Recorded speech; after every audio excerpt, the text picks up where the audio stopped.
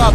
Regarde ça. D'après certaines personnes, Mabio est en train de mentir. Je vais tenter de t'expliquer pourquoi certains doutent de sa version malgré ses pleurs. Mais avant, regarde cette vidéo. Son ex-compagnon a tatoué son prénom plus de 250 fois sur son corps. Cette femme dénonce aujourd'hui une relation sous emprise et entame un détatouage. Les faits remontent à 2020 et 2021 aux Pays-Bas. Joke, aujourd'hui âgé de 52 ans, dit vivre à l'époque sous emprise dans une relation marquée par la peur, les violences verbales et l'intimidation. Elle évoque une période de grande vulnérabilité, marquée notamment par la consommation d'alcool et de médicaments pour supporter la situation. À cette époque, son compagnon achète une machine à tatouer sur AliExpress et commence à inscrire son prénom, Hans, ses initiales et des mentions comme propriété de sur son corps et son visage. Selon son témoignage, il tatoue les parties du corps qu'il estime avoir été touchées par d'autres hommes. Au total, près de 90% de son corps est recouvert. Séparée de son ex-compagnon, Joke entame un processus de détatouage en 2024. Elle espère ne plus avoir de traces d'ici cette fin d'année.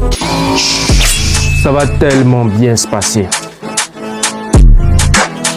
Je vous ai montré cette vidéo pour vous montrer que d'autres femmes ont vécu ce genre d'emprise et que c'est pas une histoire de basse ou quelque chose à banaliser. Maintenant, pourquoi certains doutent de la version de Mabio? En effet, on a pu expérimenter un peu le tempérament de Mabio lors de son clash avec Jamie. Malade, ils ont chié dans ta tête. Moi, c'est imbécile, cette sale bouffiasse là.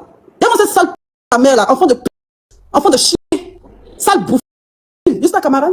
On entend s'amuser. Ça, c'est sans substance, hein, parce qu'elle a affirmé qu'en 2026, elle a stoppé tout ça. Maintenant, quand on imagine que ceux qui prennent des substances, dans certains cas, ça décuple leur force. Si on associe ça à ça, le fait que Ma prenait ces substances étant avec lui, et en plus de ça, elle est plus corpulente et avec un charisme vraiment impressionnant, il est un peu difficile de croire pour certaines personnes avec le corps chétif de Jordan à l'époque qu'il aurait vraiment fait tout ça. Aussi, il y a la coïncidence des révélations qui interprètent une autre réalité. Le business de Mabio, attaqué par les ultras, taguant la police sanitaire alors qu'il y a le lancement prévu le 30. C'est interprété chez certains comme une volonté d'attirer la compassion de l'opinion publique afin de protéger son business. Il y a même un proverbe de Jules Renard qui dit ceci: dis quelquefois la vérité afin qu'on te croie quand tu mentiras. C'est pas parce que quelqu'un a confirmé des vérités que ça veut dire que tout ce qu'il a dit est vrai. C'est souvent une stratégie de manipulation souvent utilisée en politique qui vise à faire croire que comme l'argumentaire est parfumé de quelques vérités, tout l'argumentaire reste vrai. Et on appelle cette technique la vérité partielle. Bref, il est important de notifier que le méta, c'est pas un tribunal. Des enquêtes seront certainement menées. Mais ce qu'on condamne fermement, c'est les violences basées sur le genre. De grâce, si des femmes vivent ça actuellement, dénoncer. C'est le moment et c'est important. C'est l'opportunité que vous avez qui est là. Profitez de ce buzz